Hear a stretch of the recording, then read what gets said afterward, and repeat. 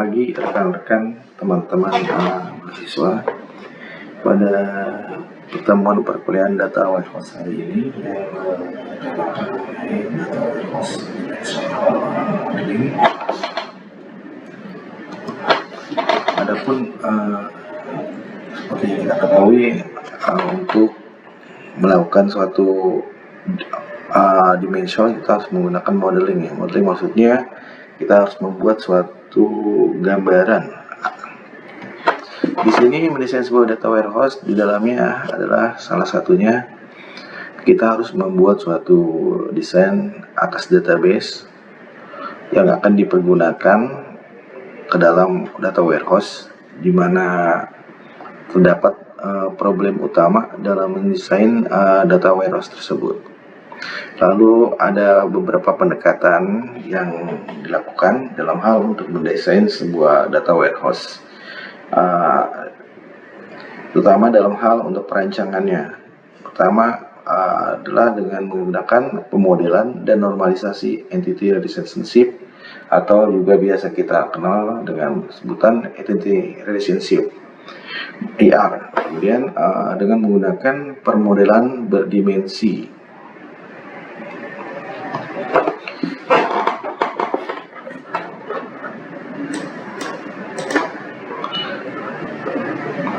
Adapun perancangan database menggunakan pendekatan entity relationship yang tradisional, di mana diantaranya adalah entities dan relationship. Kemudian aturan normalisasi umumnya menggunakan 3NF. Lalu juga kita diharapkan untuk dapat menjaga integritas database dengan menghindari anomali seperti maksudnya di sini adalah atas proses pada basis data yang sangat atau akan memberikan suatu efek samping yang tidak diinginkan. Misalnya ini akan menyebabkan atau berakibat atas ketidakkonsistenan data, atau juga dapat mengakibatkan suatu data menjadi hilang ketika data lain dihapus. Jadi ini sangat-sangat dihindari. Kemudian bentuk normal pertama di sini kita sebutkan labeling dengan 1NF, di mana definisi bentuk normal pertama adalah sebagai berikut. Terdapat satu relasi yang dapat dikatakan normal adalah dalam bentuk normal pertama jika dan hanya jika setiap atribut bernilai tunggal untuk setiap baris. Jadi di sini ada beberapa data entity yang terdapat pada tabel pegawai, di mana di dalam tabel pegawai itu ada field. Yang pertama adalah NIP, nama, tanggal lahir, kemudian alamat, dan juga golongan serta tanggal SK golongan tersebut keluar. Lalu diikuti dengan gaji pokok dan juga jabatan serta tunjangan jabatan. Nah, masing-masing field ini terdapat beberapa entity ya, terisi dengan beberapa entity. Jadi di sini ada beberapa juga catatan di mana satu orang histori kenaikan pangkatnya terdapat di tanggal SK golongan dengan gaji pokoknya mengalami perubahan dan juga jabatan mengalami perubahan serta tunjangan jabatannya mengalami perubahan juga. Seperti di sini ada Pak Abdul, Budi, dan Cepi. Kemudian untuk bentuk normal kedua atau 2NF, di mana bentuk kedua tersebut dapat kita didefinisikan atas dasar dependensi fungsional. Di sini bahwa suatu relasi berada dalam bentuk normal kedua atau 2NF jika dan hanya jika telah melalui bentuk normal pertama. Maksudnya dia sudah pas ya dari bentuk normal yang pertama ini, dia sudah melewati tahapan ini. Kemudian terdapat atau semua atribut bukan kunci, memiliki ketergantungan sepenuhnya terhadap kunci primer. Jadi atribut tersebut bukanlah kunci, tapi dia sangatlah bergantung atas kunci primer. Kemudian ketergantungan fungsi sepenuhnya. Di sini suatu atribut Y mempunyai ketergantungan fungsi penuh terhadap atribut X.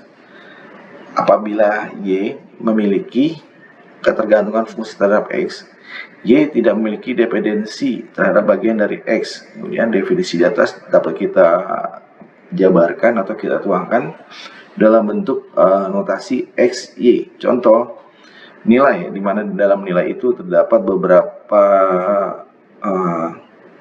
entity, ada NPM, kode mata kuliah, nilai. Dan dapat dilihat di sini NPM kode mata kuliah masuk dalam nilai. Kemudian NPM di sini bahwa nilai tidak memiliki dependensi, serta kode mata kuliah yang ada di nilai tidak memiliki dependensi. Jadi sampai sini teman-teman mudah-mudahan paham ya, dan saya harapkan teman-teman sudah paham. Kemudian atas dasar diagram yang sebelumnya, maka pendekomposisian akan menghasilkan dua buah relasi, misalnya disebut dengan pegawai dan histori pegawai seperti berikut ini. Jadi di sini ada dua tabel, ada tabel pegawai di mana dalamnya ada field juga dan entity. Di sini ada entitinya adalah NIP Abdul, tanggal lahir, alamat, Budi, dan CP. Kemudian untuk histori pegawainya untuk masing-masing ini kita berdasarkan NIP-nya. Terdapat beberapa entity yang berada di field yang ada di tabel histori pegawai seperti berikut. Jadi di sini ada, ini punyanya si Abdul, ini punyanya Budi, ini punyanya Cepi. Kemudian lanjut lagi ke bentuk normal yang ketiga atau 3NF, di mana definisi dari bentuk normal ketiga adalah bahwa suatu relasi yang mana berada dalam bentuk normal ketiga apabila telah melalui bentuk normal kedua. Jadi dia tuh melalui bentuk normal kedua dan juga udah pasti dia akan melalui bentuk normal yang pertama ya, karena dia kedua sudah lewat juga, dimana yang bentuk kedua haruslah melewati bentuk pertama. Kemudian semua atribut bukan kunci, jadi semua atribut itu tidak bukan primary key atau kunci primer ya, dan tidak memiliki dependensi transitif terhadap kunci primer. Khusus untuk relasi pegawai sudah dapat memenuhi syarat untuk bentuk normal ketiga atau 3NF karena tanggal lahir dan alamat tidak memiliki hubungan transitif terhadap NIP. Jadi di sini relasi pegawai sudah dapat terpenuhi dalam yang bentuk ketiga karena kan tanggal lahir dan alamat tidak memiliki hubungan transitif terhadap NIP seperti ini. Kemudian ketergantungan transitif. Suatu atribut Z memiliki ketergantungan transitif terhadap X apabila Y merupakan atau Y memiliki ketergantungan fungsi terhadap X dan sebaliknya Z memiliki ketergantungan fungsi terhadap Y. Definisi di atas dapat kita tuangkan ke dalam bentuk notasi seperti berikut. Contohnya jadwal. Pada jadwal ini tabel jadwal ini ada mata kuliah, ada ruang, lantai, dan waktu. Dengan demikian notasi yang dapat kita tulis adalah bahwa mata kuliah terdiri daripada ruang dan lantai. Kemudian di sini lantai adalah ketergantungan transitif terhadap mata kuliah. Jadi seperti kita ketahui lah, kalau misalnya mata kuliah kita pasti sudah diberitahu di lantai berapa, ruang berapa gitu kan. Kemudian namun relasi histori pegawai belum termasuk, di mana nomor 3NF dan harus dikomposisi lagi menjadi pada tabel pegawai, gaji dan tunjangan jabatan serta histori pegawai. Jadi dilakukan lagi 3NF untuk relasi histori dan pegawai seperti ini. Contoh normalisasi, di sini ada sebuah perusahaan yang bergerak dalam bidang manufacture maksudnya pembuatan ya, yang menghasilkan produk dari beberapa komponen, di mana setiap produk memiliki satu nama produk yang tersendiri, nama dan waktu perakitan. Ya, kemudian semua komponen tersebut memiliki nomor komponen, seperti kalau misalnya handphone itu ada emailnya gitu kan. Di sini ada deskripsinya, kemudian kode supplier dan harga. Seperti ini contohnya, ada produk code Di sini produk code. Kemudian di sini ada 325 dan 563. Kemudian namanya troli. Waktu pengerjaannya 035, komponen code-nya B17378. Di sini adalah menghasilkan roda dengan kuantiti sebanyak 6 unit. Suppliernya dipasok oleh S23 dengan kode S2341 dengan menggunakan biaya 0,22. Sedangkan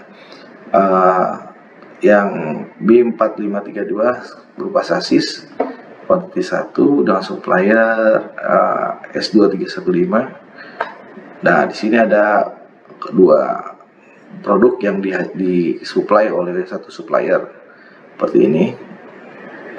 Oke, kita lanjutkan kembali. Database yang sudah dinormalisasikan diantaranya adalah produk code, name, dan time. Kemudian parts, produk code, komponen code, dan quantity. Lalu komponen atau komponen code, description, supplier, cost. Jadi pada produk terdapat produk code, namanya, produknya apa, kemudian waktu pembuatannya kapan. Lalu pada part di sini ada kode produksinya dan komponen kodenya apa, lalu berapa banyak yang sudah dihasilkan. Sedangkan pada komponen di sini ada komponen code, mendeskripsikan komponen tentang apa gitu, yang berupa apa. Kemudian suppliernya siapa yang mau masuk, lalu berapa biaya yang dikeluarkan. Di sini kita mulai isi database ternormalisasi. Ada produk yang berdasarkan data yang tadi sebelumnya ya. Saya data yang sebelumnya. Di sini ada produk code 325 dan 563. Ada nama troli card di waktunya seperti ini. Kemudian di depan produk code ada beberapa kan, ada 2 produk code. Kemudian komponennya apa aja, kuantitinya berapa, lalu komponen code-nya berdasarkan ini, lalu deskripsinya seperti apa, lalu supplier pemasoknya kodenya apa aja gitu, yang menandakan bahwa suppliernya supplier tertentu gitu. Dan ada juga biaya yang dikeluarkan berapa. Kemudian conceptual modeling of data warehouse di sini adalah modeling data warehouse atau dimensional modeling, bisa menggunakan star scheme di mana fact table in the middle connect to a set of dimension table. Ini kemarin kita sudah buat ya, star scheme dan snowflake, dan juga ada tugas kemarin sempat pakai snowflake scheme gitu ya. Mudah-mudahan teman-teman sudah paham semua. Jadi kita menggunakan interrelasi ya, relasi antara tabel. Kemudian fact consolidation, sini adalah multiple fact table, share dimension table, review as collection of star, therefore call galaxy schema or fact constellation. Berikut bentuk-bentuk tadi adalah beberapa modeling dari data warehouse. Nah, ini adalah contoh daripada skema star. Di sini ada dimension table, fact table, dimension table. Jadi di sini ada key 1 atribut, key 2 atribut, key 4 atribut. Di fact table-nya ada key 1, 2, 3, 4. Data kolomnya, data kolom. Di sini ukurannya berapa. Nah, untuk yang skema starnya seperti ini. Di sini ada produk, tabel produk, ada period, ada sales, ada store. Jadi semuanya berujung kepada sales ya.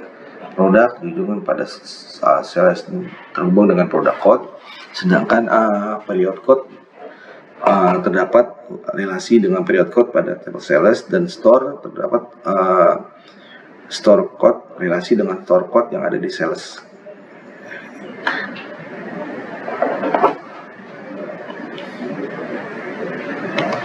Kemudian skema star dengan data sampel seperti ini.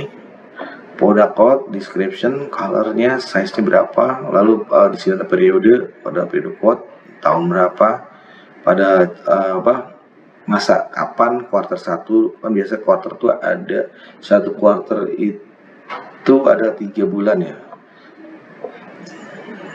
Quarter 1 iya, kira-kira quarter 4 bulan. Jadi satu tahun itu ada 3 quarter. Di sini terhubung period dengan sales, produk, period, dan store terhubung dengan sales table, di mana produk masuk ke product code, Dan untuk period code masuk ke period code pada sales, dan store code masuk ke store code pada sales.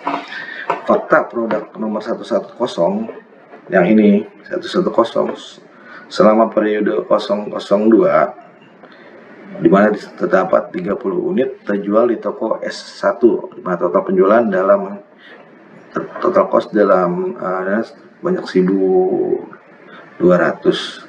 Kemudian 40 unit terjual di toko S3. Nah, di toko S3 40 unit ya, toko S3 40 unit, total penjualan $2.000 dan total cost dalam dolar $1.200. Jadi di pembeliannya $1.200, penjualannya $2.000. Untuk ukuran tabel fakta, misal jumlah toko adalah 1.000, jumlah total produk adalah 10.000, jumlah total periode ada 24, data berharga 2 tahun. Kemudian misal rata-rata 50% atau 5.000 rekod penjualan selama 1 bulan tertentu. Kemudian ukuran tabel fakta di sini taksiran jumlah baris dalam tabel fakta dihitung sebagai berikut. Total baris 1.000, toko kali 5.000, kemudian produk aktif kali 24 bulan sebanyak 120 juta baris. Lalu tabel fakta memiliki 6 field, di mana rata-rata field panjangnya 4 byte. Kemudian total size 120.000 baris kali 6 field kali 4 byte per field adalah 2.880.000 bytes. Di sini adalah contoh daripada scar scheme. Ada sales table yang tadi ya, ini ukurannya apa, produk yang terjual, ini hasil daripada hubungan ini. Measure-nya unit sold, dollar sold, average sales, berdasarkan location, ini berdasarkan item key, ini berdasarkan time key, ini berdasarkan branch key. Ini untuk yang apa? Contoh daripada skema Snowflake.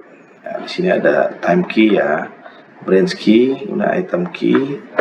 Di sini ada supplier key dengan supplier lagi. Location ada berupa city, provinsi atau country. Tapi untuk yang location ini, yang ini terhubung dengan location key, dan ini terhubung dengan city key ya. Jadi ada tabel, berapa tabel.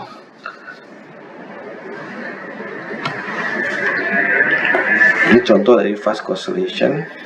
Ini adalah hasil time key, branch key, item key, kemudian item sini terhubung dengan item key, location key, from to location, shippernya siapa, shipper key. Kemudian di sini adalah hasilnya, hasil dari ukurannya unit sold, berapa unit terjual, kemudian berapa penjualan dari dolar yang didapatkan, kemudian rata-rata penjualannya berapa. Sebenarnya multidimensional database? Multidimensional database adalah merupakan satu cara untuk melakukan pendekatan atas perancangan database yang dapat memberikan database dapat kita mengerti dan juga mudah diarahkan atau dinavigasikan. Tujuannya adalah bahwa kita untuk mendorong pengertian, melakukan eksplorasi, dan juga sebagai pembelajaran. Lalu setiap nomor mempunyai satu set atribut yang terasosiasikan. Apa yang direpresentasikan, kapan dibuat, dari mana datangnya, kemudian produk apa saja yang terkait, promosi apa saja yang dibuat gitu. Di sini ada multidimensionality, biasanya mengenai ruangan informasi dalam bentuk cubes atau hypercubes atau n-cubes. Setiap atribut terkait dengan setiap nomor, di mana dapat merepresentasikan atas suatu dimensi. Dalamnya adalah ukuran, waktu, tempat, produk, dan lokasi. Tampilan database yang dapat dihasilkan kemudian dapat mudah dinavigasikan lalu dipindahkan menggunakan slice and dice. Tahapan dalam proses desain di sini adalah memilih proses bisnisnya seperti apa, memilih inti dari fact table, lalu memilih dimensinya, lalu memilih fakta yang terukur, umumnya numerik, additive quantities, dan juga kemudian melengkapi tabel dimensi. Jadi beberapa terangan ini adalah merupakan tahapan-tahapan yang harus dilalui atau akan dilalui dalam proses desain. Contoh usaha retail, Di sini perusahaan grocery besar dengan kira-kira 5.500 outlet. Jadi satu perusahaan grosir yang sangat besar memiliki diperkirakan memiliki 500 outlet, di mana setiap outlet tersebut memiliki sekitar 60.000 produk dalam tampilannya. Jadi di setiap produknya terdapat 60.000.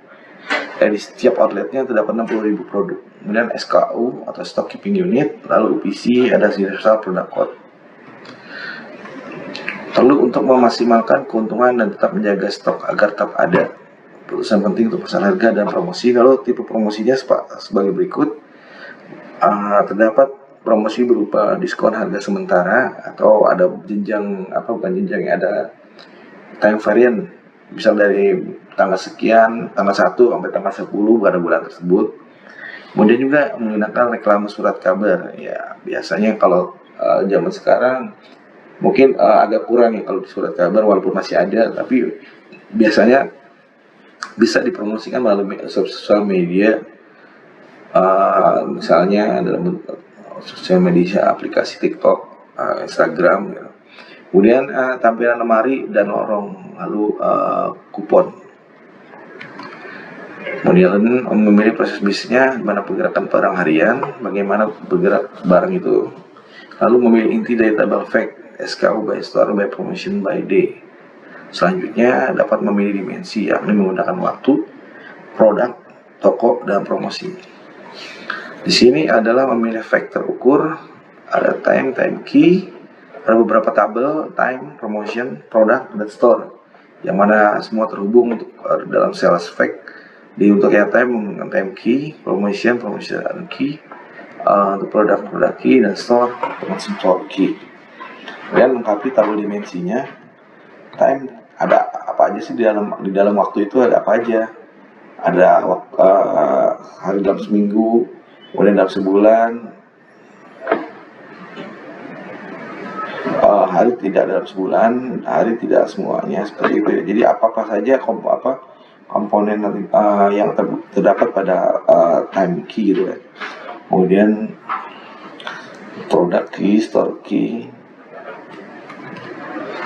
Nah, untuk yang produknya terdapat SKU description, SKU number, package size, brand, subkategori, kategori, department, package type, die type, weight, unit of means, weight of unit measure, unit of retail case, unit per ship case per pallet. Kemudian untuk yang store juga memiliki store name, store number, store exit address, store postcode, store district sampai origin skip. Lalu untuk yang promotionnya, di sini ada promotion name-nya, jenis promotionnya seperti apa, price reduction type. Jadi untuk promosinya biasanya berhubungan dengan diskon ya. Kemudian tag point seperti apa, displaynya apa yang di display, kuponnya kayak gimana, dan seterusnya. Lalu untuk yang start seperti ini, name terhubung dengan produk ID, ada store ID. Kemudian yang name balik ke sini.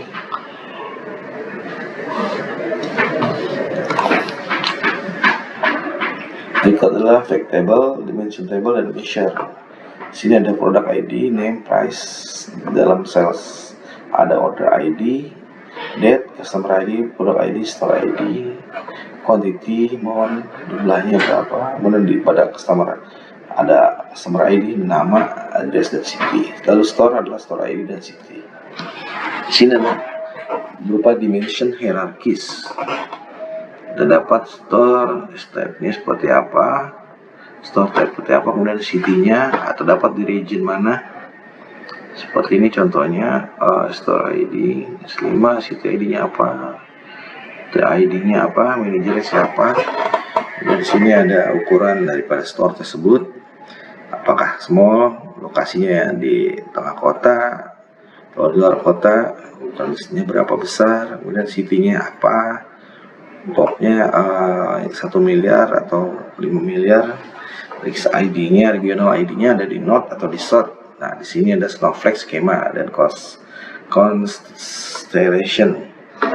Di sini ada harga ID-nya.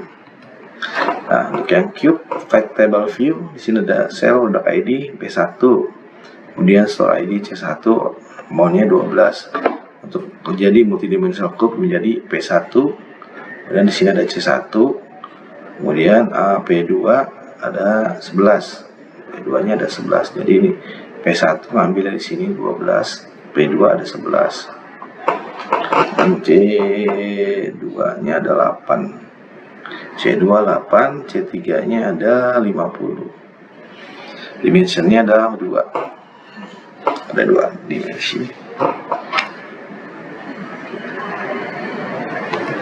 Kemudian 3D cube fact table view, sini ada cell, product ID, store ID, date, amount, multidimensional cube-nya. Sini ada D pertama, kedua, D pertama, dimana di sini ada product ID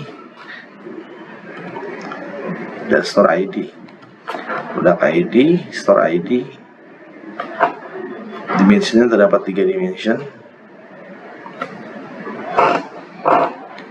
Kemudian agregatnya add up amount for day 1. Jadi buat total pada satu harinya dengan menggunakan SQL.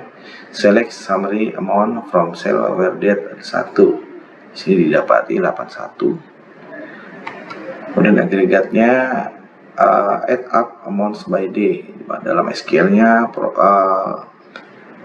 command line-nya adalah menggunakan select date summary amount from cell group by date. Jadi ditampilkan hari dan jumlah total jumlah dari tabel dari grup sel menggunakan hari.